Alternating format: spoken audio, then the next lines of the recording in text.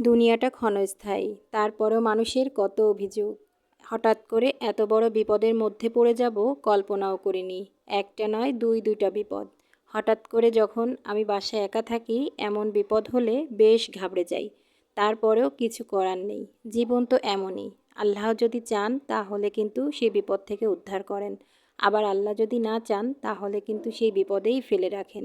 সকালবেলা সব কাজ কিন্তু কমপ্লিট করে ফেলেছিলাম। একেবারে রমজানের সময় 12টার মধ্যে আমি ঘরের কাজগুলো কমপ্লিট করি। করার পরে যখন দুপুরের আজানের পরে নামাজ পড়ে কোরআন তেলাওয়াত করে রান্না করতে যাই, আমার কাছে মনে হয় কাজগুলো গোছানো থাকলে সব ভালো লাগে। তো আমি তো সব কাজ শেষ করে ফেলেছি। হঠাৎ করে বেলকনিতে এত নোংরা উপর থেকে কেউ ফেলেছে, কি আর বলবো। যেগুলো আমাকে নিজেকেই আবার পরিষ্কার করতে হলো। বালতি ভরে পানি দিয়ে তারপরে আবার আমি কাপড় দিয়ে সেগুলো ক্লিন করেছি। আর এইগুলো করতে করতে আমার অনেকটা সময় হয়ে গেছে। তো সময় যেহেতু বেশি হয়েছে, আমি অফ ক্যামেরাতে কিন্তু রান্নাটাও শেষ করেছি। আর বিপদের মধ্যে আরেকবার বিপদ।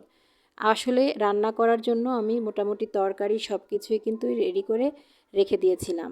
আর আমি কিন্তু সবসময় সেহরির খাবারটাও এই একসঙ্গেই রান্না করে ফেলি। আজকে খিচুড়ি খেতে খুব ইচ্ছে করেছিল। তো কি আর করা, আমি কিন্তু খিচুড়িটাই মজা করে রান্না করব বলে চুলায় দিয়েছিলাম। আর হঠাৎ করে এই অভাবের সময় একেবারে আমার চুলাটা নষ্ট হয়ে গেল। একে তো গ্যাসের যে দাম, ভাবছি গ্রাম থেকে এসে একবারে গ্যাসটা নিব, তার আগেই চুলাটা নষ্ট হয়ে গেল। মানে ইন্ডাকশনটার কথা বলছি। হঠাৎ করে বিকট একটা শব্দ হলো। রুম থেকে দৌড়ে এসে অনেক খোঁজাখুঁজির পর টেরই পেলাম না। তারপর তাকিয়ে দেখি চুলার গ্লাসটা ভেঙে গেছে, মানে ফেটে গেছে আর কি। তো আমি তো ভীষণ নার্ভাস হয়ে গেলাম। তারপর আপনাদের ভাইয়াকে ফোন দিলাম।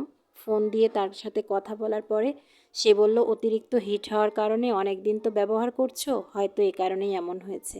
বলেন তো এখন আমি এই চুলাতে কি করে এতগুলো বড়ইয়ের আচার করব? একে তো বড়ইয়ের আচার করতে বা যে কোনো আচারে কিন্তু অনেকটা সময় লাগে।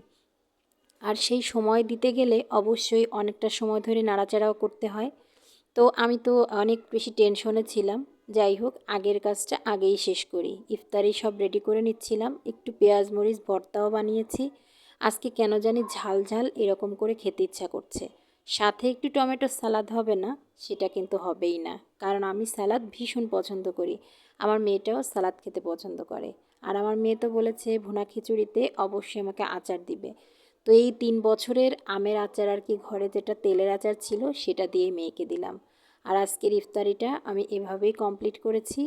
আলহামদুলিল্লাহ অনেক মজা হয়েছিল। বিপদ হয়তোবা থাকবে না, চুলাটাও ঠিক করে ফেলবো কোনো এক সময়। ধন্যবাদ সবাইকে। তোমাদের কাছে ভিডিওটি কেমন লেগেছে অবশ্যই কমেন্টে জানাবে।